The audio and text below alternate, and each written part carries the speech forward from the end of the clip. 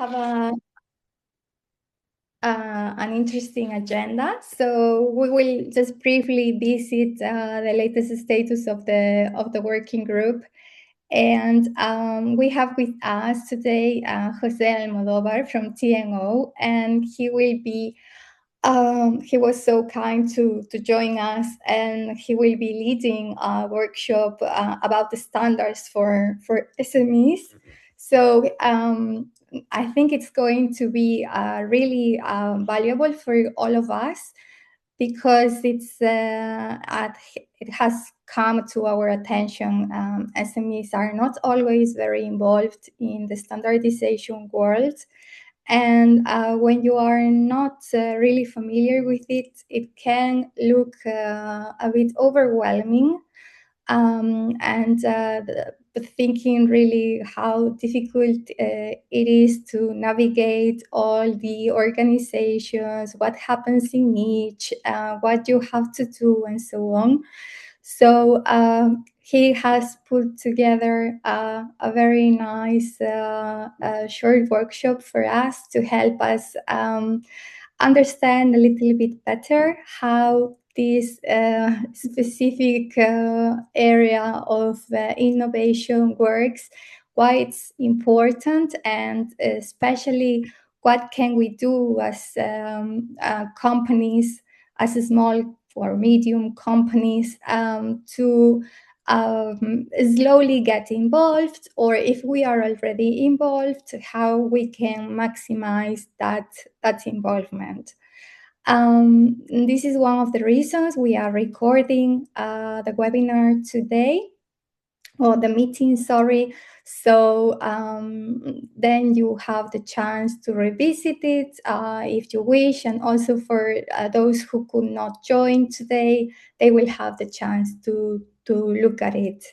And then, as usual, we will conclude with some updates on the latest news, events, and publications, and we will wrap up with the next steps. So without further ado, small, as you are tired of seeing this image with the number of members in the working group. It hasn't changed a lot, although, as you know, we got some new members, which is very good news. The new projects approved by SNS have been announced during the Mobile World Congress. So we hope that some of those SMEs that might not be members will also be interested in joining us to keep growing. So about the status, I will pass here the word to Dorina. She will briefly tell us what it's being done to promote the brochure. Yes, thank you, Jessica. So I will try to keep it short. We launched the European Expertise in 5G and Beyond 2025 edition in February. We try to widely disseminate it as always through the NetworldEurope website, where it has been uploaded, of course, and where you can download it. So I would also like to ask you to download it from the website as well, so we know that you access it and you have it already from the, let's say, the internal sharing space. But it's also important for our KPIs to have as many downloads as possible from the, let's say, the website, which is the official tracking of the downloads.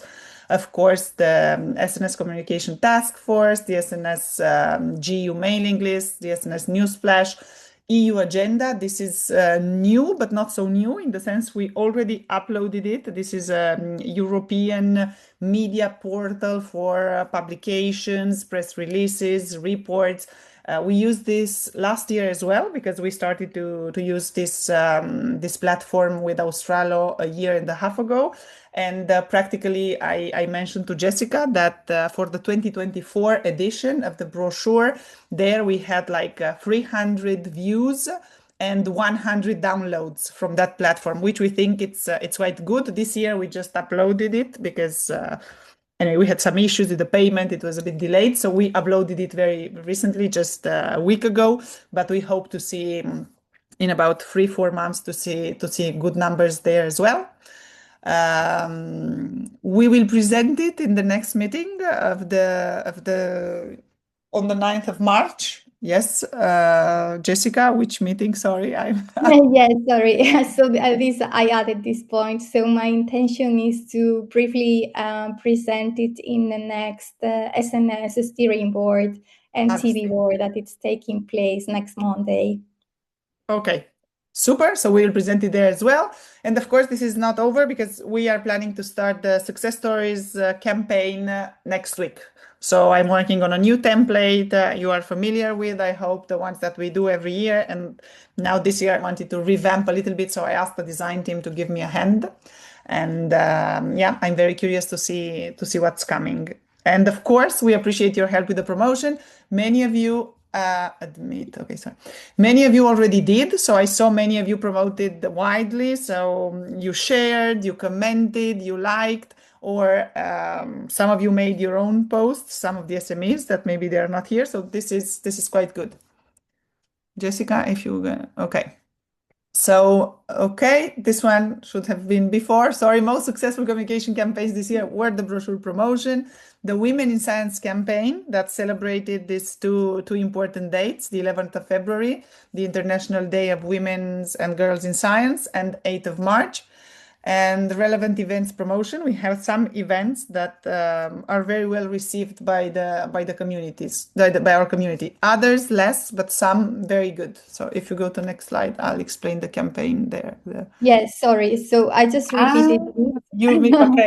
Okay. Okay. So sorry, guys. Jessica just revamped a little bit the slides. So practically, I already presented in the first one. So the official launch was on the 5th of February. So already, you keep this already. You can see here on the right. So I'm not going to talk about it anymore. You see here on the right, like when we first launched it, we got 14 reposts and 32 likes and lots of impressions. I didn't take them out, but I think it was about 1,000. And here we still promoted it with yes, here we promoted just the success stories. You see a map. Good, thank you, Logi. We have the map of the success stories, and yeah, so you have an idea. But I hope you follow us already on LinkedIn, so you know this. Okay, the next one. Okay, this is the Women in Science campaign. So we started on the 11th of February, as I mentioned, and we went through the whole month. So we went through the whole month of February, and we will end up on Sunday, the 8th of March. 8th of March. And the scope was to highlight women in science and digital roles from the SMEs within our community. As you can see, I created this carousel that presented the person, and then it gave the opportunity to share some thoughts about what is one, because I asked just for one barrier that makes it harder for women to pursue careers in AI, STEM, and innovation, and then I asked what guidance would they offer to women that are exploring careers in tech-based fields. So I received 13 profiles, and this is also doing quite good on social media. And we had reposts and yes, likes and comments. And we think this is quite interesting as a topic, because this way of presenting testimonials always engages with the audience. It gives people let's say the spotlight, and also creates a sense of belonging, which maybe sometimes in a community, in a working group like ours, is more difficult to create, because we meet rarely in person. And so this type of opportunity to speak and to show people's faces, we think it's quite interesting. I don't know if you want to have comments, if you saw this, if you liked it or not.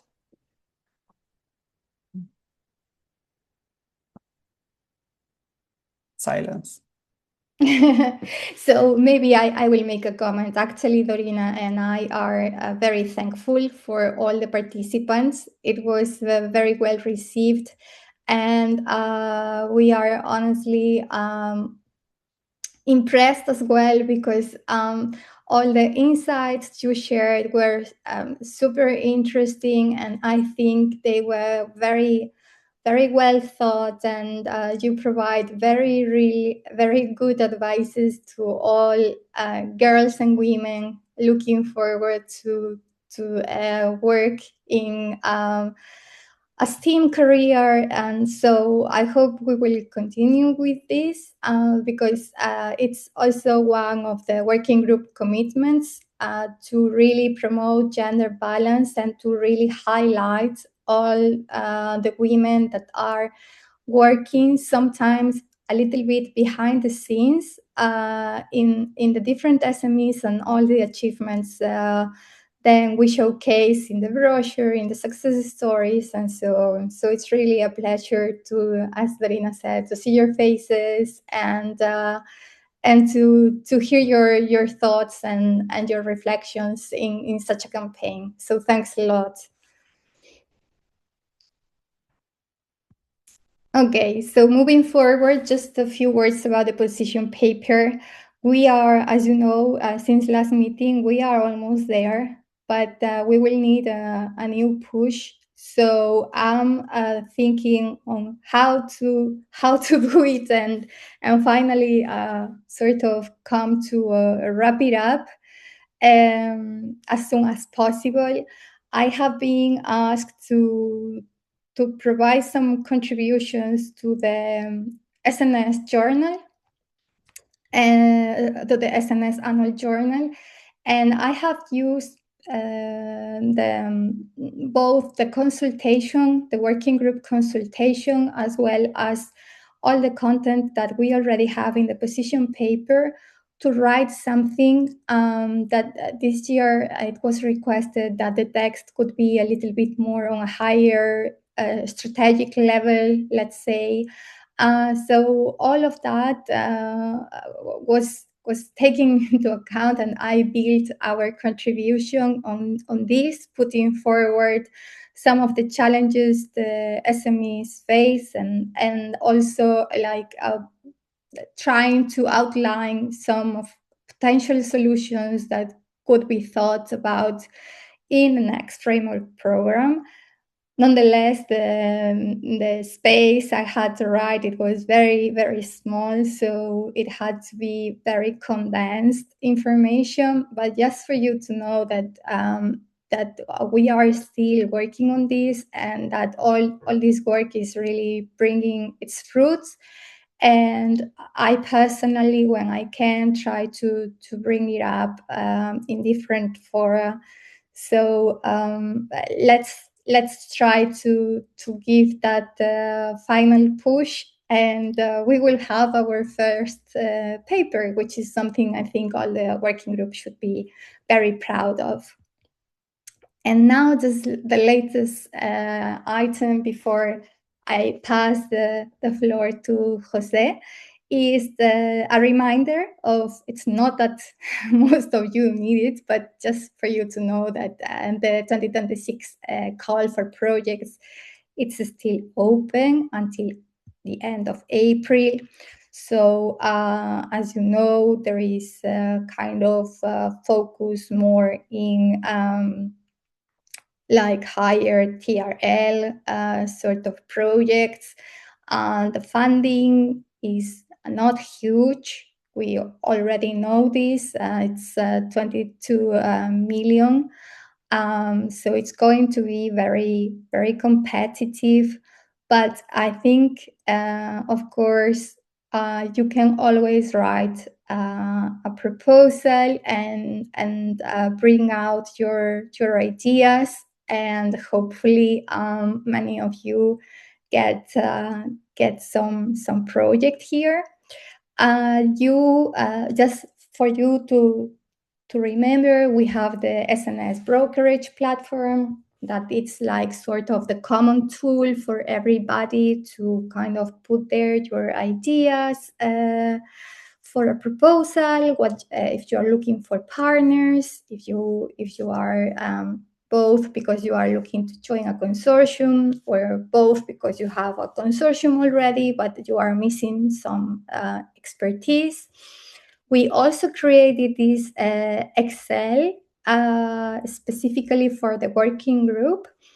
And there you can also kind of fill those things, so that we can come back to this idea of that it was put forward from by some of our colleagues in the working group. And basically the thought behind it is that there is a first group of SMEs that team up. They come together with a strong idea, and then once you have this, you kind of go out there and pitch these ideas, but to research organizations, larger companies, and so on. But let's say that the core of that is the work done by SMEs.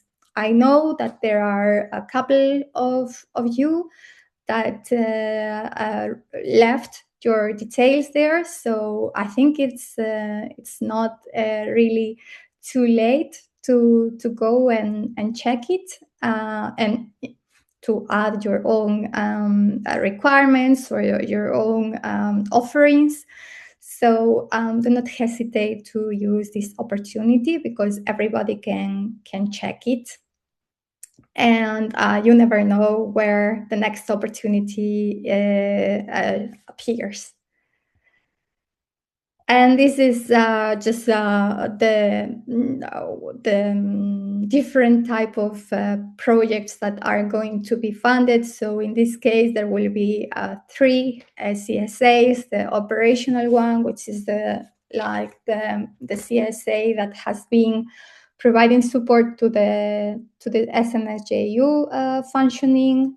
The 6G devices, which is very interesting. It interlinks several fields, including microelectronics and so on. And it's quite strategic for Europe at the moment. There is the India and EU cooperation. So I know we have a few working group members from India here. So maybe this is you are also some of you are also based in EU, I believe. So this might be something of your interest. And of course, then we have the collection, generation, and validation of data sets, which was which is an interesting one. But my understanding is that it will well.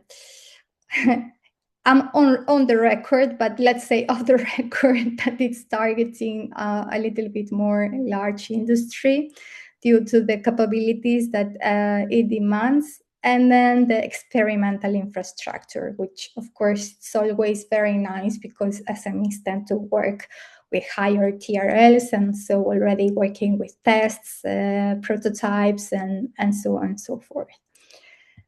And now I will stop sharing and I will pass the word to Jose. Jose is also my colleague in the current operational CSA supporting the SNSJU. And he was so kind to come here. He is also the former chair of 3GPP. So please, Jose. Floor is yours. Thank you, Jessica. Thank you for the invitation. How much time do I have? Because I have quite some material. No, you have as much time as you need. We have still 1 hour to go, so okay. Everything is yours. Wonderful. Okay. Well, thanks a lot again. Thanks for the invitation on my talks with Jessica. She told me that maybe it would be a good idea for SMEs to know a bit better of the world of standards, maybe many of you already are familiar with it or not. I put a presentation where I will start really basic with the basic concept of a standard. So if you are already familiar with the standard, my apologies. I will try to not spend a lot of time there. But also I would like to present you 3EPP, where during 6 years I was a chair of one of the working groups. There are many working groups in 3EPP. I was chair of one of them. So I've been there for almost 10 years working. So I know one or two things about 3EPP, and 3EPP being the standard body that is really taking care of 6G, we thought it would be interesting for you to be a bit more familiar with it in case you want to contribute or in case you want to follow and understand what the standards people are doing right now, which maybe could be important for your products at the SME. So with that in mind, I guess you can all see my slides, Jessica. Yes. Yes, we can. Wonderful. So I will start with a short introduction of a standard. So really basic. What a standard is widely agreed way of doing something. It's not me saying this. It's the EuCNC, the European Telecom Standards Institute. And although many of us will consider that the standards is something really far from our life or something really trivial, even if you get your smartphone, you will see that there are a lot of standards already taking place on your smartphone, from the 3EPP standards that make all the communication services, to the Wi-Fi standards, to the Bluetooth, the ITF standards, taking care of that our smartphones has follow the protocols of the internet, and so on. So as you see, even in the telecom world, standards is something that we have in our daily life. By the way, if you will be really interested on the standardization on standards on a standards course, there is a great material. I left there one of the links. We will share the presentation afterwards in the EuCNC website for free. You can download the material. It's really, really good. So if we think about the telecom world, which is where I come from, standardization has been the key of the success of our market, right? For different reasons. First, because of the interconnection and interoperability. So the fact that standards make it possible that if I have a phone from Samsung or Apple, it will be able to work with any operator independently of what is the radio access, the antennas that operator has. It can be Nokia, Huawei, Ericsson, who knows. And that has made possible the economy of scales, right? The more that we produce, the cheaper we were able to produce. We were able to have competitive prices on devices, although many smartphones, if you allow me to say, I think they're really expensive. But there were a lot of possibilities to have competitive prices, which was one of the keys of the market, of the telecom market on the last year.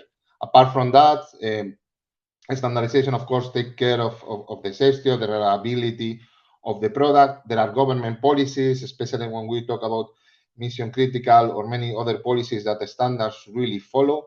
But what is important for me, for you to know, is that this is the standards, and at least the 3EPP is really run by private companies. It's private companies voluntarily cooperating in order to have this, in order to find common solutions, in order to agree what is the solution that everybody in the market is going to take, without the direction of any government or any external entity.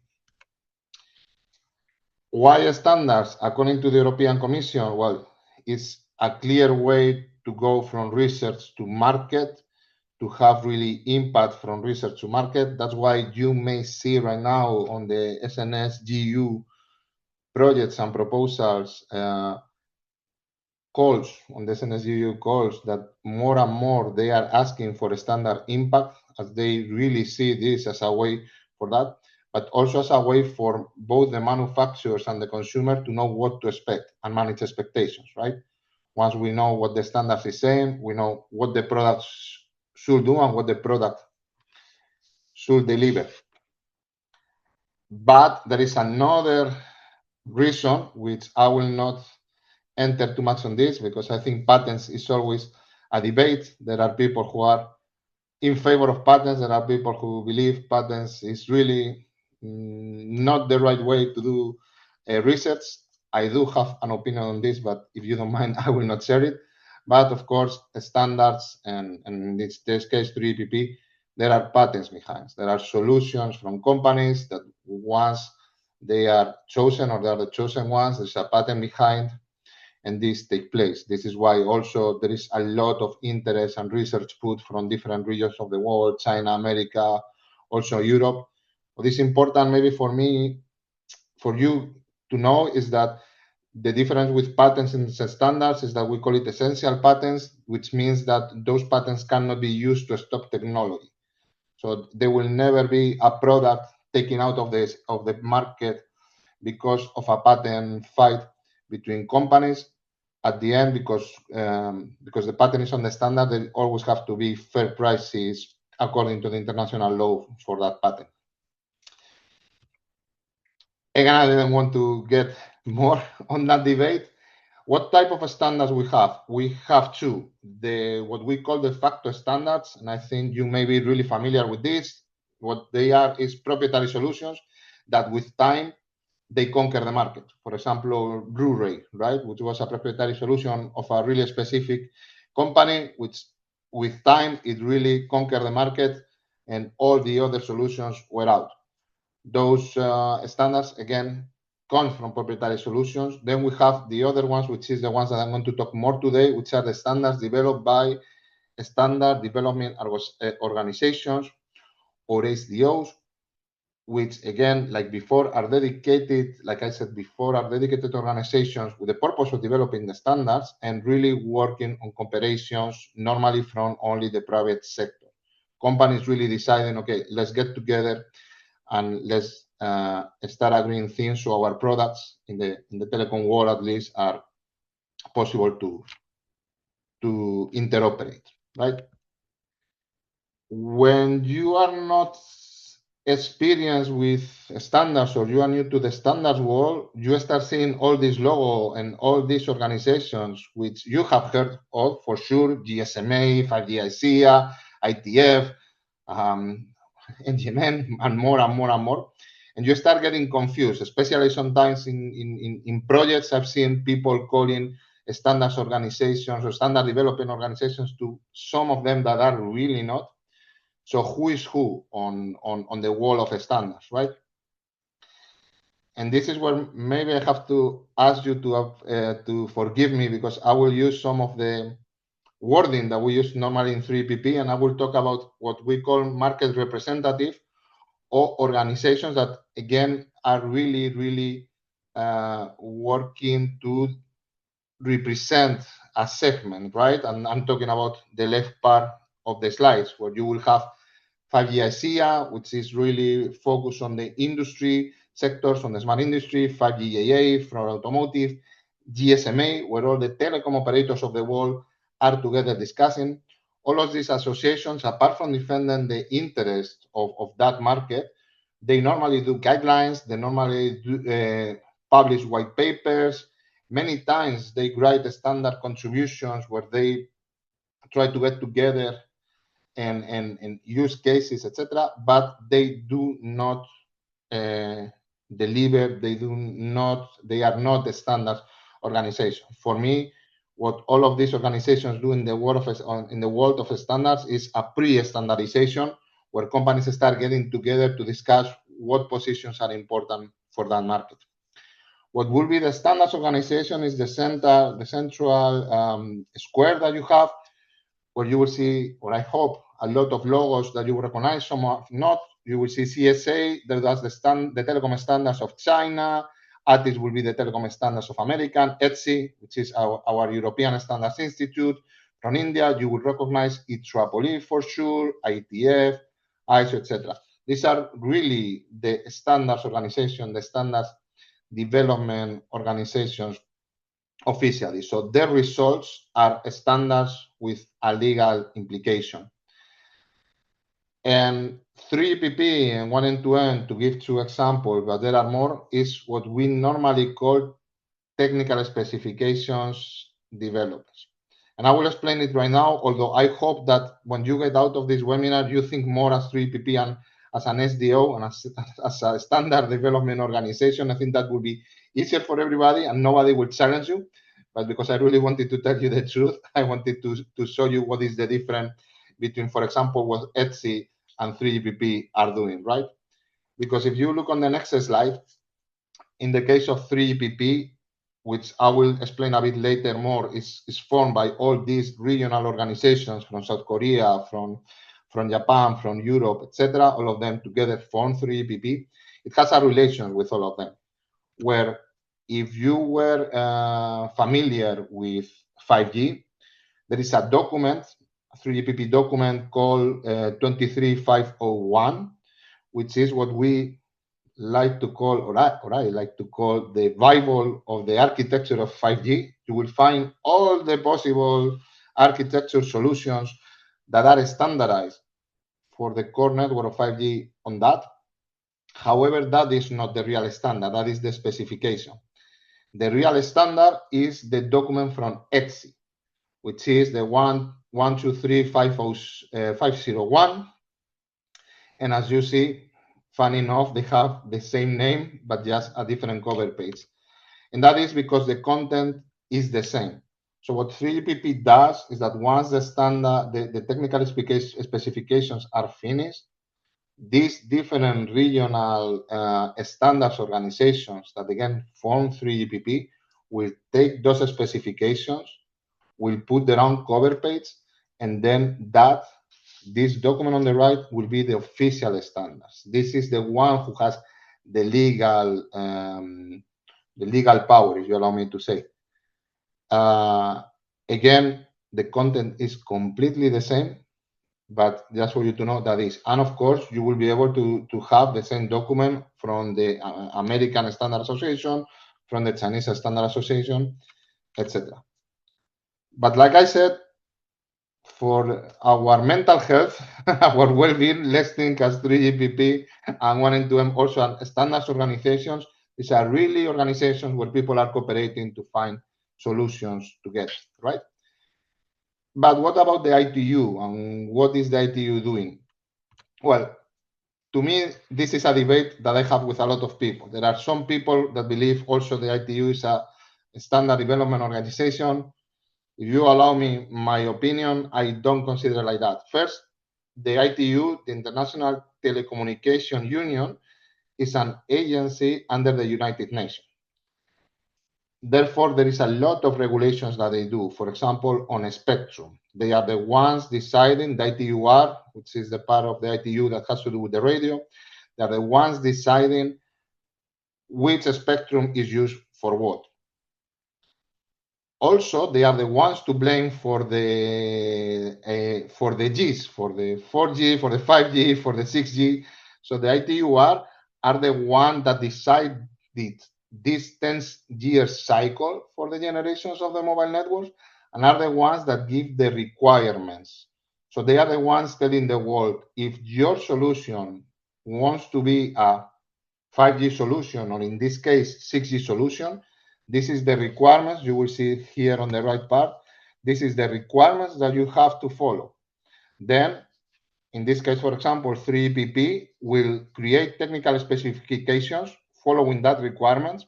By the way, this is only applied to the radio part, to the antenna parts, and to the smartphones, to the UEs, not to the core. And they will send those specifications back to the ITU in order to be ratified.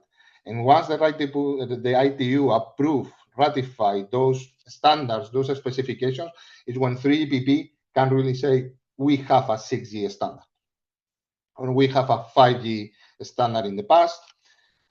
If you are part, like Jessica was saying before, of European projects, for sure you have seen a lot the graph of the IMT 2030, which represents the use cases and the requirements expected for 6G, so this will not be new for you. Why do I said before some people consider ITU as a developer, as a standards organization? Because, for example, in the ITU-T, now they are doing some work on AI, etc., that some people call standards, but if you allow me, in my opinion, and again, this is my opinion, they are much more guidelines than standards, while there is other really standards organizations worldwide right now working on really AI. So once we know who to blame for the Gs, and I hope it's a bit more clear for you what is a standard organization, the difference with other pre-standards group or market representatives, like we call them, like GSMA, etc. What I would like to do is to talk about a bit about 3GPP, which to me, if you allow me, I think 3GPP is a beast. It's one of the biggest standards organizations with a lot of members, you will see right now. But to me, it's maybe the more interesting one, as is the more targeted one on European projects and by the European Commission, because it's really the body running all the 6G standardization, right? So 3GPP, again, like I said before, it's composed by all these standard regional organizations from Japan, from China, from Europe, from India, from America, and I hope I didn't leave anybody out. And all of them are the members, the organizational partners of 3GPP. There are more than 850 companies worldwide right now active in 3GPP. Amongst them, vendors, telecoms, and operators and verticals. You can see here a lot of logos that you will for sure already know, and all the big and important companies are there. Really important to know is that, again, 3GPP is a member-driven organization. There is nobody who is really directing 3GPP. It has its own governing group, which is composed by the companies. 3GPP is contribution-driven. Everything discussed in 3GPP has two characteristics. One has to be bring by a member. Nobody is telling 3GPP what to study. It has to be the members who bring the contribution. Second, everything on 3GPP, and we will go later to it because it's one of the facts that is much more important, everything in 3GPP is public. So even if you are not a member of 3GPP, you will be able to access the information, as all the documents of the standards are public. And even all the contributions, when they are uploaded to the 3GPP servers, are public. Also, the chairs, the vice chairperson, the people running and elected to run the different groups, we were, in this case, I was one of them. We are part of these members of these organizations contributing to 3GPP. In my case, I did it on behalf of KPN, the Dutch operator that has a relation with TNO, with the company that I work for. And now I would like to take two approaches. I would like to take the approach of contributing to 3GPP. I will do that simply because I think for an SME could be really challenging, but I would like to discuss a bit where maybe there are opportunities or give you some hints. And then I would like really to take the approach of, okay, even if we are not contributing to 3GPP, what tools there are to understand the results, to understand what the standards are doing. So if I start with contributing to 3GPP, and by the way, I don't know if there are questions, so please stop me at any moment, Jessica, or help me here. So, or at the end, we can have a round of questions, of course. So 3GPP covers the whole mobile network from radio to core to services. And at the end, if you see the drawing on the left of the slide, the groups are divided by that. We have, like I said, first on top, you will see what we call PCG. That is the governing group of 3GPP. And then we will have the RAN working groups, the city working groups, and the SA working groups. The RAN working groups really focus on the radio. The city really focus on protocols and the last details of the services. The SA working groups really focus on service and architecture. And you will start recognizing things like, for example, we have only one group dedicated to security. We will have a group dedicated to multimedia, etc. If you are a big vendor, if you are Nokia, Ericsson, Huawei, or companies like this, you have representation on all the groups because your product has to really follow the standards everywhere. If you are an SME or you are another kind of organization that maybe have products on security, maybe products on multimedia or the management of the network, maybe attending only one of these groups as SA3 for security, SA4 for multimedia, and SA5 for management is where you really have to do in order to follow what they are doing, and maybe also in order to apply the research if your company is doing any. So the standards may also take or may also include solutions that you are working on. However, of course, this is not trivial. So, like I said, there are different working entry points. I just explained that. All these groups are meeting per year between 4 and 6 times worldwide. Normally 2 eyes per year is in Europe, and then 2 eyes in Asia, and then 2 eyes in America. And the most important thing also is that only individual partners can bring contributions. So what I was saying before, 3EPP is contribution driven. You have to be member, for example, in Europe, you have to be member of EuCNC. In this case, TNO, the company for whom I work, is member of EuCNC. Once we are member of EuCNC, we are able to contribute to 3EPP.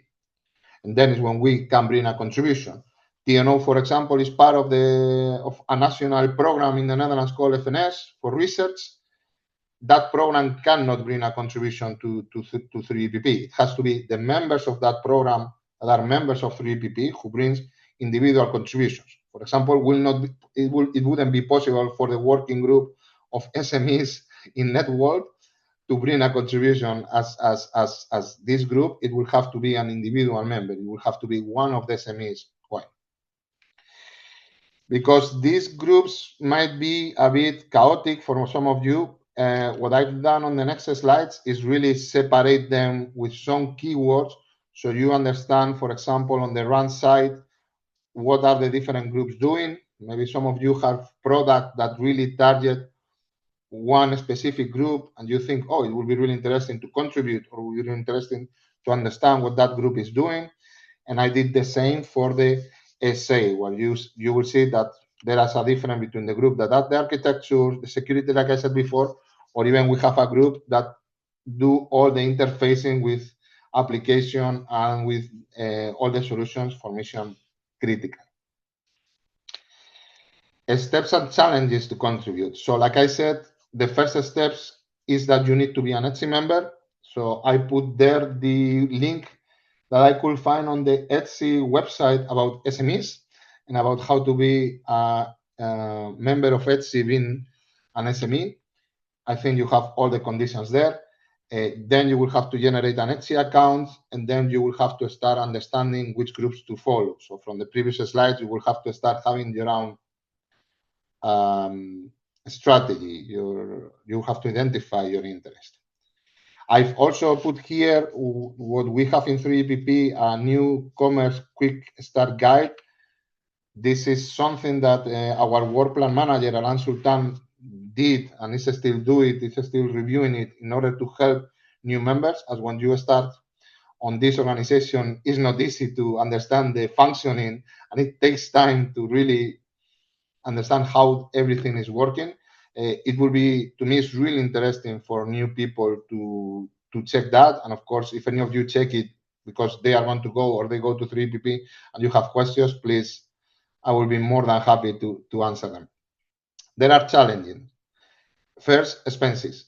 Like you have to be a member, and that membership also is based, or it will be increased depending on the number of meetings that you are attending, according to the new EuCNC rules. You have to travel worldwide. At the end, consistency attending the meetings is important for your credibility, and also it's important for you to have voting rights. So 3GPP, like a mistake that has been done before. And for example, this was made, I think, sometimes by the European Commission with some programs that they had. Standards is not something that sometimes you can parachute, appear one meeting, and then you're going to have the contribution agreed, and then you can disappear. Like, for example, it will be more like in a conference, right? When we are talking about research, that you can go and present a research paper. Or maybe you as SMEs will be really used to, I guess, market fairs, right? Where you will go to some and maybe to some not, and maybe you can put a lot of resources on one market area concrete where you will get a lot of results, and then you don't have to go to the others. With the standards, it doesn't work like that, because at the end, there is a lot of negotiation, there is a lot of diplomacy, there is a lot of these skills, there is a lot of things that you need to do, and for that, you need credibility. You really need to be consistent there in order for your company to start being considered one of the contributors to the standards. The timelines can be, again, challenging, because we will see later how 3GPP works. There are timelines periods that can be problematic for some companies because you have to spend for quite some time. And again, successful standards delegates, they have a special profile. Not everybody is a good standard delegate, so you really need to look for profile of people that not only have the technical knowledge, because you will have to fight and to discuss technology and have a good understanding of the telecom networks and how this works in order to defend why your solution is the best. But you also need what I call international diplomacy. It's not the same thing to talk to a Chinese person or even from Chinese to South Korea. There are really many differences that you need to be aware that, for example, an American person, you also need negotiation skills.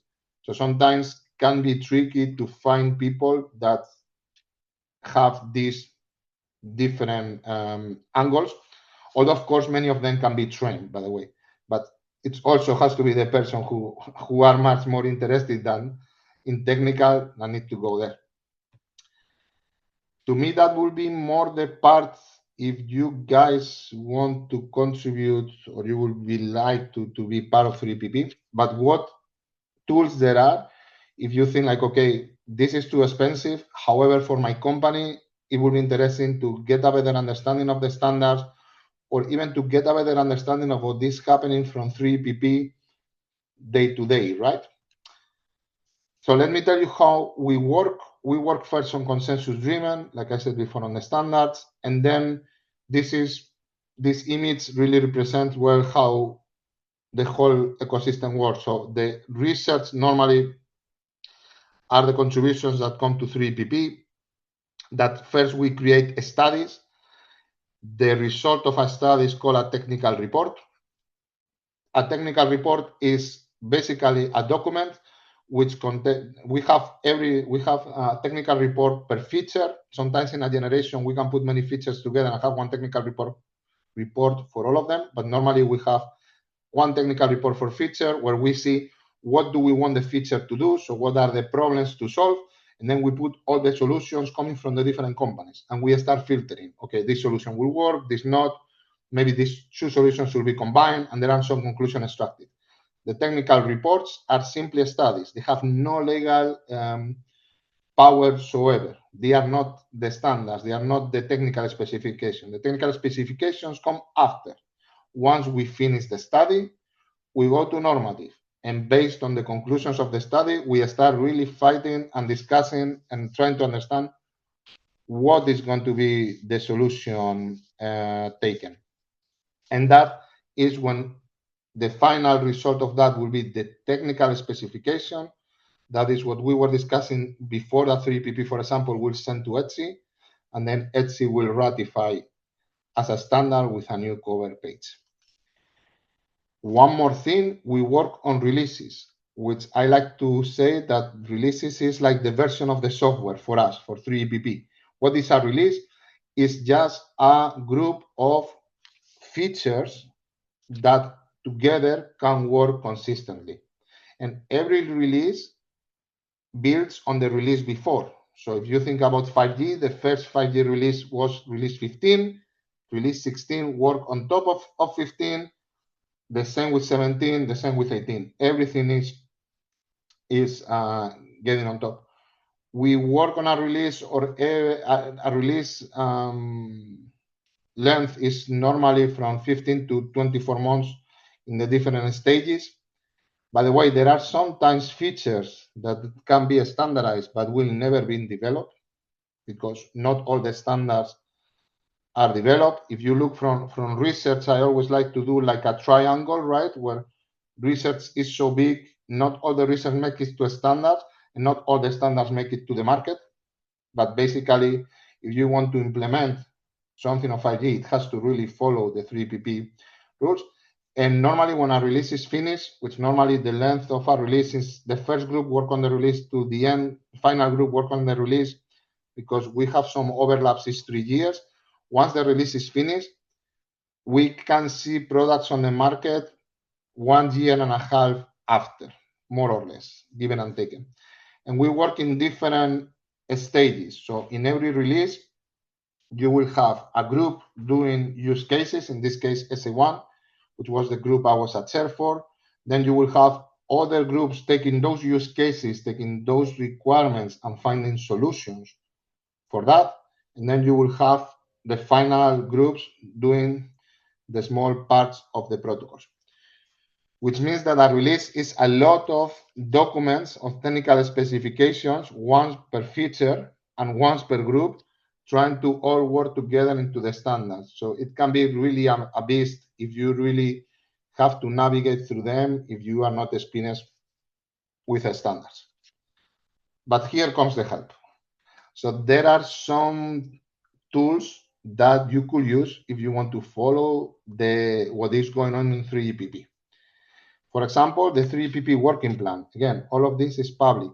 The 3PP working plan is a big Excel where there is a lot of filters, by the way. You can filter per release, you can filter per group, etc., where everything that is happening in 3PP is there with the name of the feature, the study, what is the completion rate of the study, where are we, what is the document where you can find the description of the study, where is the technical report or the technical specification, everything is there.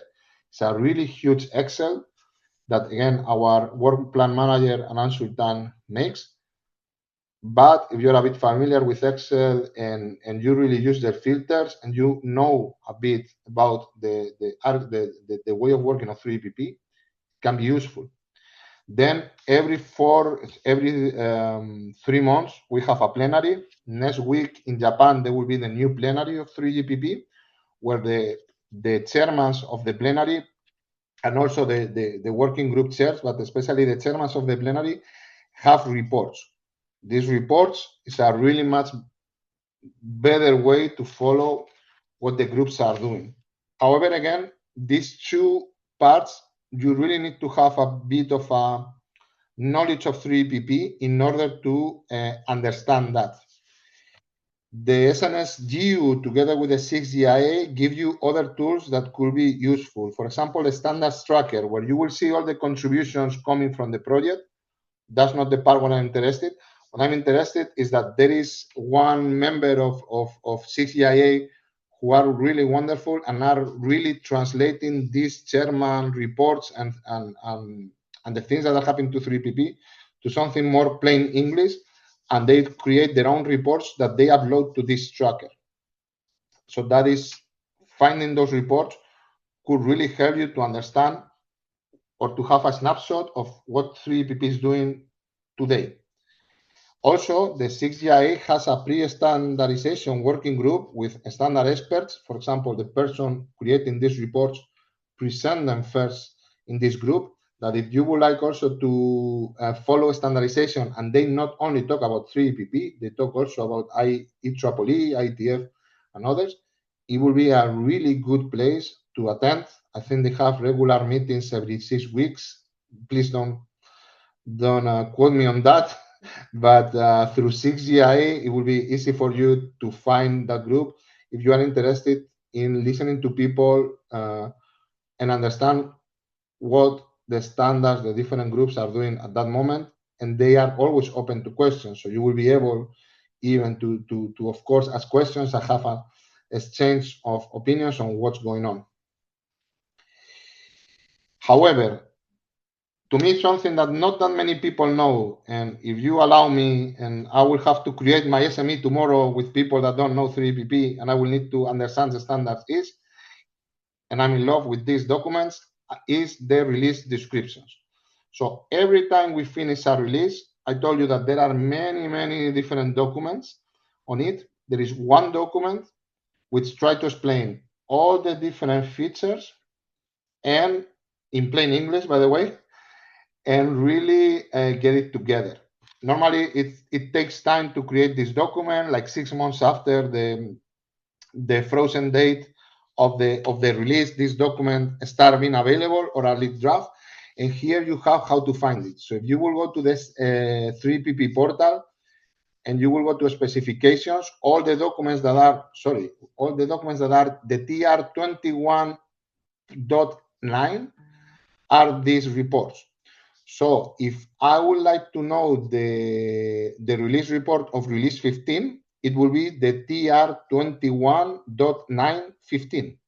If I would like to know the one from release 16, it will be 21.916. That is how it works.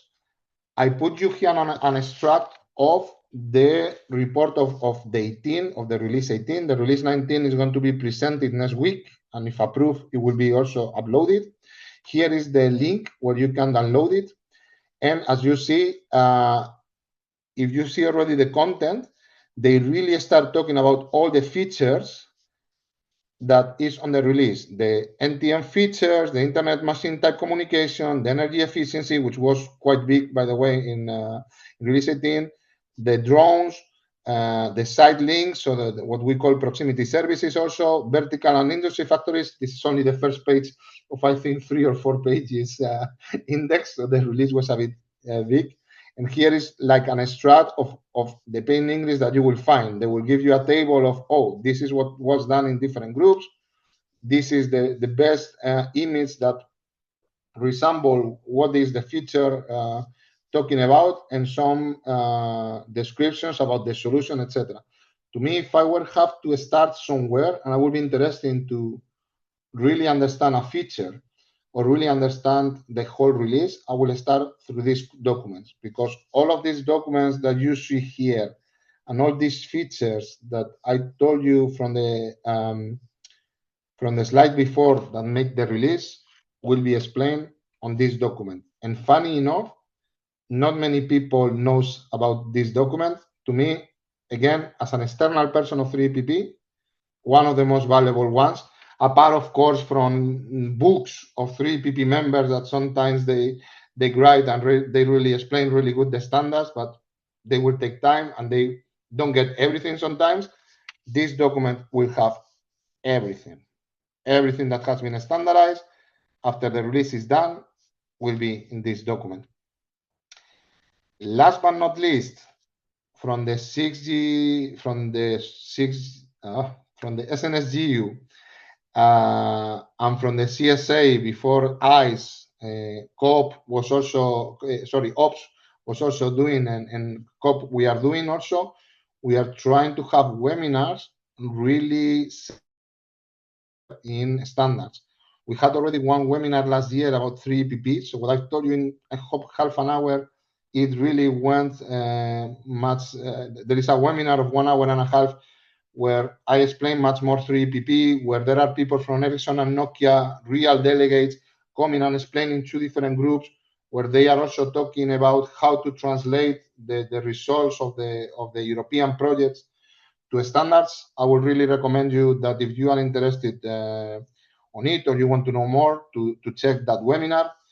I can already announce you that on the 20th of April, we are going to have a webinar about ETSI. So we will have ETSI people coming to present us all the activities that ETSI are doing in standards, and really talk about 2 really interesting standards groups that they have. One that is the SRGs and the SDGs, where, for example, in the SDGs, is software development groups that they really do open source to test standards. So I will recommend you, this will be really public, announced on the 6GIA website and mailing list, but I'm quite sure Jessica will forward you the invitation. And we are going to continue. So in September somewhere, don't quote me on this, maybe it's September, October, we still need to see, still need to be decided, but we are already planning a webinar about EEEE, how EEEE works, how the things are going, and again, experts of EEEE talking about their experiences, and also their experiences from always the research projects, right? How the research projects can get there, how European companies, European universities, research centers like TNO are really working in EEEE. To me, these are really good examples of webinars that could help you to understand a bit better today. And that was everything from me, but I have two appendix that I wanted to tell you. One is that I put all the 6-year studies that right now are going in 3EPP. I will not go through that now because I don't think it will make sense. But if you want the information or you're thinking like, oh, we really should go to 3EPP now, but what is the studies, what is the documents, you will find it on these slides. And the second one is that I copy paste some of the first slides of 3EPP about your first steps. So all the creation of the accounts, how to do the portal, etc. You have it there for your convenience. You will have it on the slides.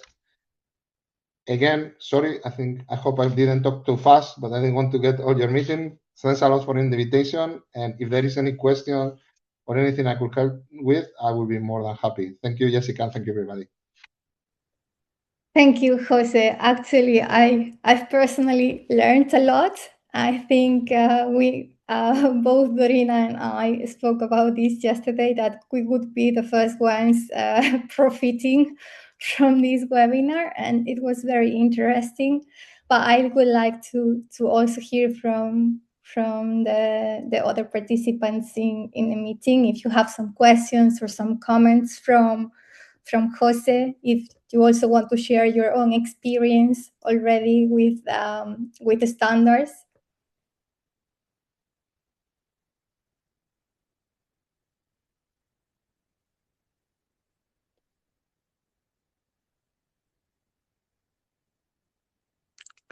This is Epathios from Sequence. Yeah, no, not a question, just a comment. Thank you, Jose. This was a very informative session indeed. And yeah, I found it myself, because I'm following 3GP, very, very accurate on describing what is happening in the group. Yeah, thanks again. Thank you, Epathios. So you can say that I didn't lie, right? So that's good to have the confirmation that the information was actually right. Thanks a lot for that. Hi, Jose. Christos here from IMST. Thanks also from my side for this interesting, very informative webinar. I have a question. Have I understood correctly that contributions to standardization activities are only performed by members of the standardization bodies, not externals? And also, they should be individual contributions. So that means from a project or a collaboration, input is not considered, or have I misunderstood something now? I can clarify those two things. So on the first one, you are correct, at least in 3EPP, but for example, in IEEE, etc., and the others, on the other groups that I know also, you really need to be a member in order to contribute. So in this case, you have to be, as a European, the most normal thing is that you are a member of ETSI, that will give you the possibility of become a member to 3EPP, and at that moment, you will be able to contribute. The contributions will have to come from individual members, but they can be supported or signed by more than one member. So it can be like a group of companies really signing the same contribution and defending it. However, normally it's one company only, the one who gets the microphone to defend it, and then the others can sign it. However, a project cannot sign a contribution. So a European project will not be able to sign a contribution. What many European projects do is that there is one member of the European project that brings that contribution to 3GPP, and many other members of the project sign also that contribution. Okay. Yeah. That is the thing. The only exception where there are documents, if you allow me, that comes to 3GPP from external parties is what we call liaison statements. But I think that's really common among all the organizations. So sometimes we have correspondence from GSMA or from ITU or even from 5GSIA who wants to inform us or have a discussion with 3GPP about one topic. And of course, then it's the organization as an organization talking to 3GPP, please consider this. But that, again, is only a communication among organizations. That is not a contribution. The contribution is coming from the members, and you can do it as a group, you can do it individual, but it always will have to be, there will always have to be one author that is a member of 3GPP. Okay, good. Many thanks. Thank you, Christos. If there is anything else, if not, if any of you want to reach me offline, more than happy to answer any questions that you may have. As Jessica, I think you also have only 15 minutes left for the rest of the meeting. So I think, of course, if you would be so kind to share your slide with us, we have the recording, we have the slides, and if you are open to leave your email in case some people would like to reach out to you, we can do that like that. Otherwise, they can just come through me, and I can let you know. Perfect. Okay, thank you very much. I hope it was useful. Yes, it was very useful. So we are about to finalize. So now I just wanted to quickly share with you some of the latest news that might be interesting. Can you see my slides? I hope I'm not running again in the same problem. We don't see the full screen modus, but we can see the slides. Oh my, okay. Now you should be able. Yes, now we are. Okay. Technology is not my friend today. Okay. So most of you are aware of this, but I am happy to tell you that we submitted the campaign session. It's for the SME working group to EuCNC. This is the title and the preliminary agenda. The results will be announced today. So just let's cross fingers that it goes through. I asked for well, basically it's divided a bit on the strategic session with an overview coming from policymakers, the industry, and then a specific example of a large company working very closely with a high number of SMEs. Then we will have a few of you. So I asked for volunteers, and so far we have Ubiquare, Cumucore, and 4.Infinity, and it will just end with a panel discussion. So I will let you know as soon as I get the confirmation if we have it or not. Unfortunately, we don't have anybody from Cumucore today, but a few months ago they were shortlisted for the Best Digital Tech Breakthrough Award from Glomo. And as we saw, they have actually won the award for their time-sensitive network over 5G.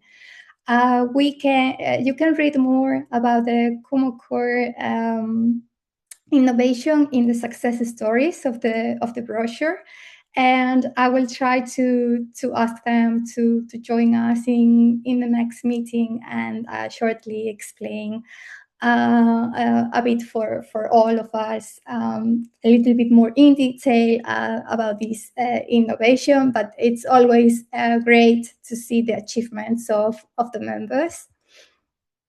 And then, as I told before, I have submitted our contribution to the journal. As you know, or maybe I think you know, the final results of the last year call was announced during the Mobile World Congress. So we have 20 new projects. I hope some of you are there. And a budget of 116 million. As you know, I always bring you the analysis of the SME participation. So we are just waiting for all the grant agreements to be signed, and afterwards the policy officer will share with me the data of the SMEs, and as usual, I will analyze it and present it to you, and so we will be able to also compare it with with the previous years and see how it's evolving. And I just, as usual, I leave you some links for you to read more. So Jose already spoke about this webinar. It was shared via the mailing list yesterday, so probably you've received it. And again, I leave the link here for you to register. There is also an interesting workshop from the Sustainability Working Group on the EU Code of Conduct for the Sustainability of Telecommunication Networks. So the workshop will take place next week at 9:30. And there will just go through the code of conduct, and then there will be some time for a discussion. So if you don't feel like reading the document, it's a good introduction, and then you can always go back to it. So I think this might be very useful for most of you. Also, the Ether project will have their final webinar on the 24th of March, and they will showcase live demonstrations of 3 flagship use cases. So you can see here like global service provisioning, and so direct handheld device access, enabled by territorial networks and non-territorial networks, and persistent connectivity for safety critical airspace operations. So this might also be interesting for some of you. I know we have some members from this project here. I don't want to put you in the spotlight, but I think Anna is there. I don't know if you would like to say something, Anna. Hi. Not really much to say, just that the POCs will be showcased, and it will be very interesting to see how the project focused on TN and NTN work. So if you are available and you're interested on the topic, feel free to join. And I hope everyone learns a little bit of what was done. Yeah, just that. Great. Thanks a lot, Anna. And finally, we have the latest white paper written by the Reliable Software Networks Working Group from SNS. So it's towards 6G enabled e-health. And basically it's just kind of speaking about some findings on the technologies across different e-health applications. It contains like 15 use cases, which often is sort of the most interesting thing. And again, I leave you here the link. So this would be it from my side. So as we just as a wrap up, I think in the next month we really need to finalize the position paper. We will continue to promote the brochure. we should still get going with organizing the SMEs Corner to have some thematic discussions on certain topics. I would like the first one to be artificial intelligence, because it's one of the topics that it's most cited. It was most cited in the consultation, and I think it's of great interest for everybody. So I will send an email asking for 3 or 4 volunteers to kind of bring their impressions. It's going to be something really informal that doesn't require a lot of presentation. It's more just to have a bit more dynamic meetings and have some introduce some more technical discussions where the members can actually contribute. And I have here another proposal, a bit based on the convene session proposal, but we can speak about this in depth, I believe, in the next meeting. As today we are kind of late already, and our next meeting will take place in May 2026, and I think I had a lot of requests for this, or maybe not a lot, but a few requests for these meetings to be 1 hour instead 1 hour and a half. To me, since we meet every 2 months, sometimes it's all right. We can do 1 hour. Sometimes, like today, we have invited the speakers and so on. So it's a little bit more challenging. But I will try to keep them to 1 hour so everybody can stay till the end. But it might be that it changes depending on what we have on the agenda. And I hope you understand that this half an hour will require like some flexibility, but I will do my best to comply with this. I understand you are all busy. And it's not always easy to find just the time to be during the full meeting. That's why we also record them. But yeah, so with this said, I think I will just ask you if you have some comments or questions that you would like to bring up before we close. Only one thing from my side, sorry. The previous slide, do you have, regarding the last proposal to write a paper on the role of SMEs in Europe's sovereignty, do you have a description or a plan, or what is this about? Is there a... Yes. Yes. Okay. So I have a short like a short description of what would be the intention behind it. So I will share this with you, because this was a topic that it's it's increasingly important as the days pass by. Yeah. And I think we as SMEs, and especially as members of the working group, we have a lot to say on this and a lot of value to bring into this. Mm-hmm. So this was something that I thought to bring up. So of course I will share with you